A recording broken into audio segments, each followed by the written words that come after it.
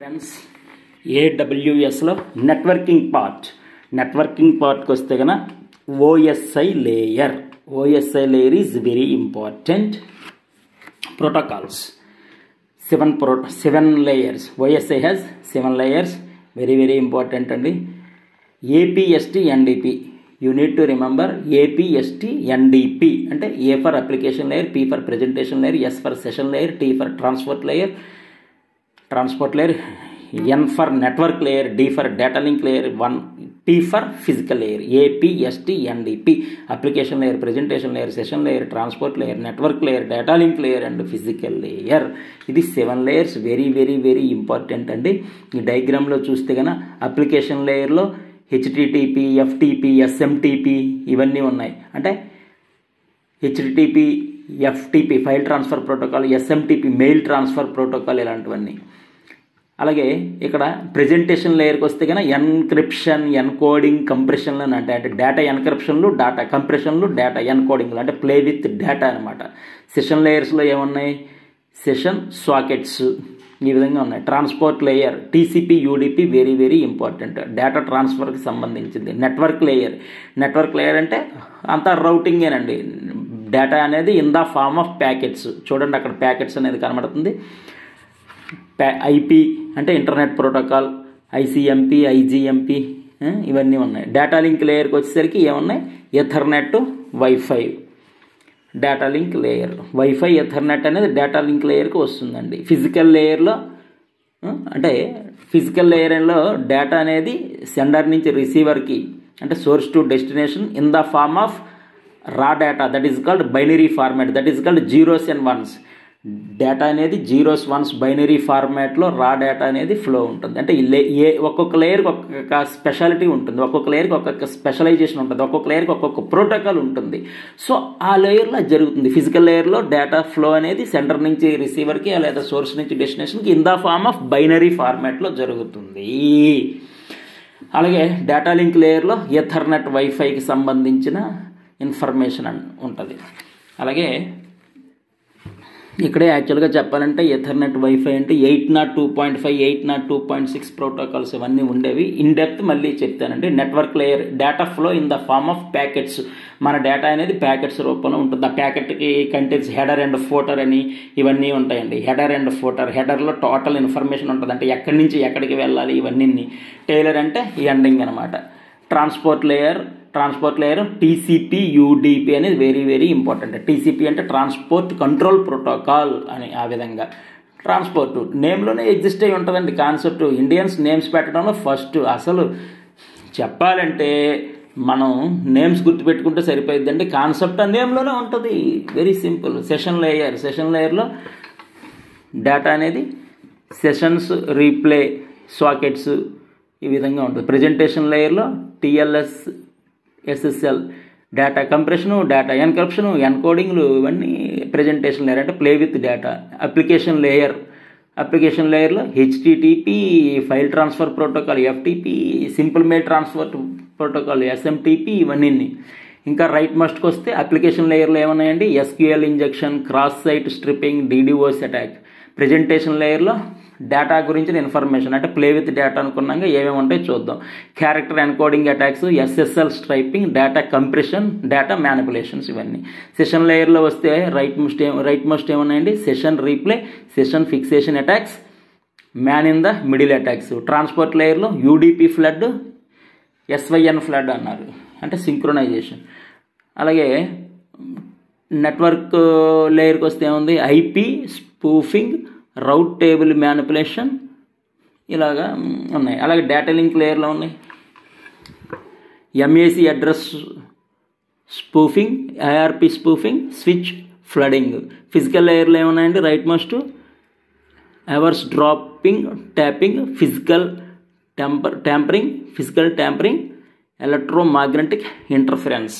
ఓవరాల్గా మనం ఓఎస్ఐ లేయర్లో 7 layers ఉంటాయి. APST NDP application layer, presentation layer, session layer, transport layer, network layer, data link layer, physical layer. ఇందులో కొన్ని important bits వస్తాయండి.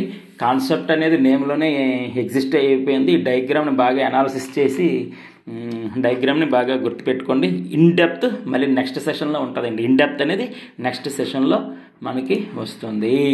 నెక్స్ట్ ఇక్కడ ఇంకోటి ఏంటంటే వెరీ వెరీ ఇంపార్టెంట్ పోర్ట్స్. ఇక్కడ మనకి నెట్వర్క్ పోర్ట్ నెంబర్ అనేది ఉంది. ఈ 18 వెరీ ఇంపార్టెంట్ అండి. సో అవి ఏంటంటే హెచ్టిటిపి పోర్ట్ ఎంత, పోర్ట్ నెంబర్ 80. హెచ్టిటిపిఎస్ అంటే ఎస్ ఫర్ సెక్యూరిటీ కూడా ఉంటుంది 443. హెచ్టిటిపి అంటే ఎస్ లేదు కాబట్టి no security, port number 80. HTTPS very very important, security కూడా ఉంటుంది, పోర్ట్ నెంబర్ 443. ఇవన్నీ ఎగ్జామ్ బిట్స్ అండి, exam bits. SSH port number 22. FTP file transfer protocol port number 21. DNS 53 domain name service. MySQL port number 3306. Kubernetes API server 6443. Docker domain API 2375 2376 కూడా. MongoDB అంటే డేటాబేస్లో MongoDB ఉంది కదా, అది MongoDB 27017. NGINX 801443. ఈ విధంగా వెరీ వెరీ ఇంపార్టెంట్. అలాగే కింద టామ్క్యాట్ 8080 అని, Apache 9092. SMTP simple mail transport protocol port number 25. RDP 3389. Elastic search API 9200. Jenkins 8080. ఇది కూడా కొంచెం బాగా గుర్తుపెట్టుకోవాల్సి వస్తుంది. నెంబర్ ఆఫ్ టైమ్స్ చూస్తే కన్నా మనకు ఆటోమేటిక్గా గుర్తుంటుంది. ఇందులో very very important HTTP 80, HTTPS 443, SSH 22, FTP 21, DNS 53. అలాగే very important SMTP simple mail transport protocol 25. MongoDB 27017. MySQL 3306. అలాగా జెన్కిన్స్ 8080. కొన్ని ఇంపార్టెంట్ ఉన్నాయి, బై హార్ట్ చేయడమే అంత గుర్తుపెట్టుకోవాలండి. సో ఈ విధంగా నెక్స్ట్ వచ్చేసరికి ఇక్కడ లోడ్ బ్యాలెన్సర్స్లోకి వెళ్తే కన్నా application load balancer, network load balancer ఉన్నాయి. అసలు application load balancer, network load balancer differences చూద్దాం. 8 పాయింట్స్ ఉంటాయి, చూద్దాం. So application load balancer works on 7th layer of OSI model. మనకి 7th లేయర్ ఏంటంటే అప్లికేషన్ లేయర్. 7th లేయర్ ఏంటి, application layer. ఇందాక డయాగ్రామ్లో చూసాం కదా. ఫస్ట్ లేయర్ ఏంటి, ఫిజికల్ లేయర్ అండి. First layer physical layer, second layer data link layer, third layer network layer, fourth layer transport layer, fifth session layer, sixth presentation layer, 7th application layer. ఇలా గుర్తుపెట్టుకోవడమే. APST NDP 7654321. 7654321. So మనకి application layer అనేది 7th layer అని, transport layer 4th layer అని, network layer 3rd layer అని, ఇవన్నీ బాగా గుర్తుపెట్టేసుకోవాలి. So application load balancer works on 7th layer of OSI model, that is called application layer. అలాగే network load బ్యాలెన్సర్కి వస్తే డిఫరెన్స్ ఏంటి, network load balancer works at the transport layer. Transport layer ఎంత అండి, 4th layer of OSI model, 4th layer of OSI model. Next ALBలో చిన్న intelligence అనేది ఉంటుంది. అంటే ALB examines the contents of the HTTP request header to determine where to route the request. So ALB support advanced request, content based routing. చిన్న common sense అనేది ఉంది. So application load బ్యాలెన్సర్లో examine అనేది ఉంటుంది. అంటే ఎక్కడికి పంపించాలి, డేటాని ఎక్కడికి పంపించాలి. ALB examines the content of the HTTP request header to determine where to route the request. రిక్వెస్ట్ని ఎక్కడికి పంపాలి అనేది ఎగ్జామిన్ అనేది జరుగుతుంది అప్లికేషన్ లోడ్ బ్యాలెన్సర్లో. ALB support advanced request, content based routing. NLB just forwarding request, వచ్చిన దాన్ని జస్ట్ ఫార్వర్డ్ చేసేస్తుంది తప్ప ఎక్కడికి పంపాలి, వేర్ టు రౌట్ అనేది ఉండదు. ఆ ఫెసిలిటీ లేదు NLBలో. సో ఇక్కడ కొంచెం కామన్ సెన్స్ అన్నది ఎందులో, అప్లికేషన్ లోడ్ బ్యాలెన్సర్లో. ALB also support for static IP address. NLB provides support for zonal static IP address. ఇది స్టాటిక్ IP అడ్రస్కే సపోర్ట్ చేస్తుంది ALB. NLB zonal static IP అడ్రస్కి సపోర్ట్ చేస్తుంది. Next ALB does not support private link with VPC end points service integration. NLB provide support for private link with VPC end point service integration అండి. Next 5th point వచ్చేసరికి ALB NLB difference. AWS load balancer controller for Kubernetes. AWS load balancer, controller for Kubernetes. Kubernetes అనేది very important, next సెషన్లో చాలా వస్తుందండి దీని గురించి information. NLB, when you create a Kubernetes service of the load balancer. NLB, when you create a Kubernetes service of type load balancer. ALB goes much deeper. NLB can't assure the availability of the application. ALB will differentiate between two applications by examining the application layer. Will not differentiate NLB. ALB supports security. NLB, yes, supports security. అంటే రెండు కూడా security అనేది support చేస్తుందండి. ALB, NLB కూడా సెక్యూరిటీని support చేస్తుంది. Next very important point. In Amazon EC2, ELB is the load balancing service provided by AWS.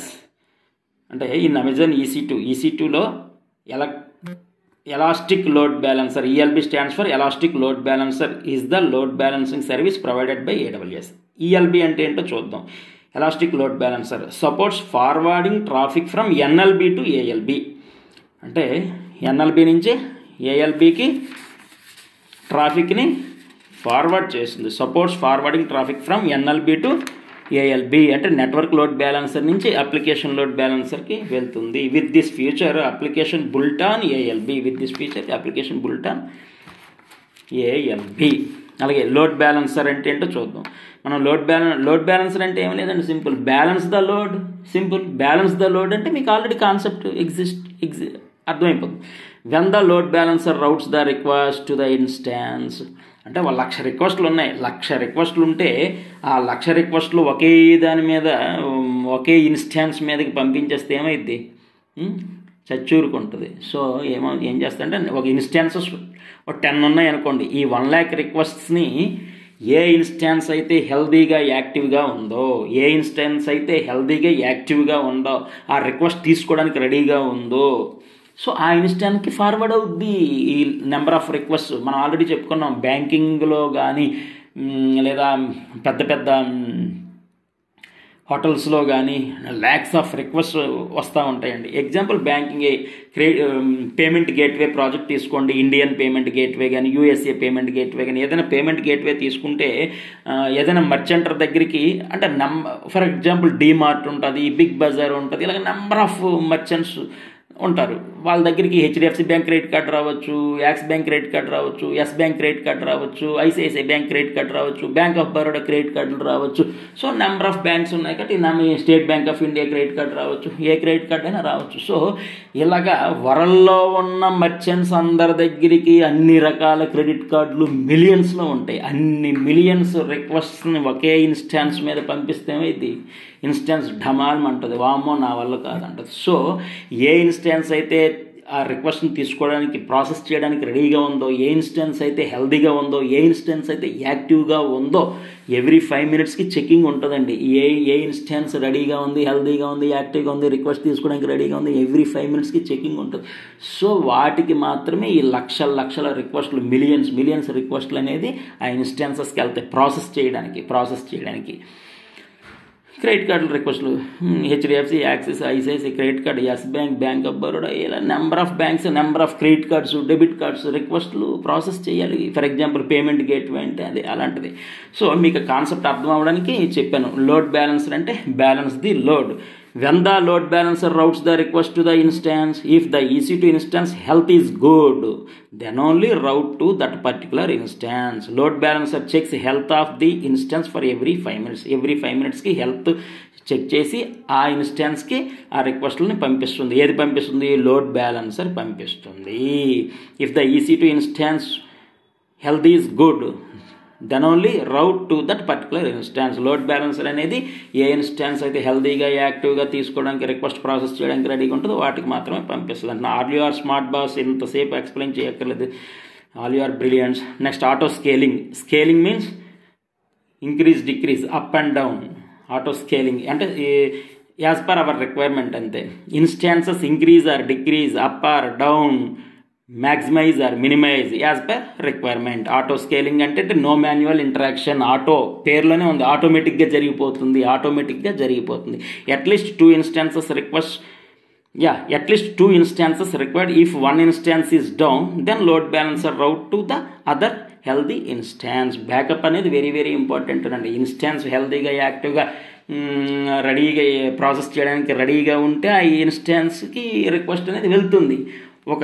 కనీసం 2 ఇన్స్టాన్స్లు ఉండాలి కదండి. ఒకటి డౌన్ అయిపోయింది అనుకో, రెండో దానికి పంపిస్తుంది ఫార్వర్డ్. అలాగే కొన్ని కంపెనీస్లో 10 instances 20 instances కూడా ఉంటాయి. ల్యాక్స్ మిలియన్స్లో రిక్వెస్ట్ ఉంటే ఏం చేయాలి? నెంబర్ ఆఫ్ ఇన్స్టాన్సెస్ అనేది పెరగాలి.